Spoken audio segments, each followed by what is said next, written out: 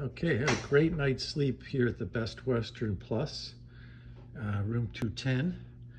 Our room attendant was Mavis. Haven't met her yet. Actually, we might have met her. And we're just checking out now. Big, beautiful queen-sized bed, a little seating area, and a desk. Nice view out the window of the swamp and the forest. And also a really big fridge that kept everything nice and cold. Nice sized TV, decent coffee actually. I only had the Cafe Valet regular, but it was good. Forgot to empty the ice bucket. There's some ice in there.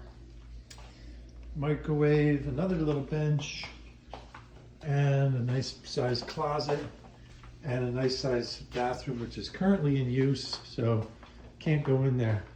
So we're about to check out and hit the road, continuing the adventure north en route to Washington, D.C. See you down the road.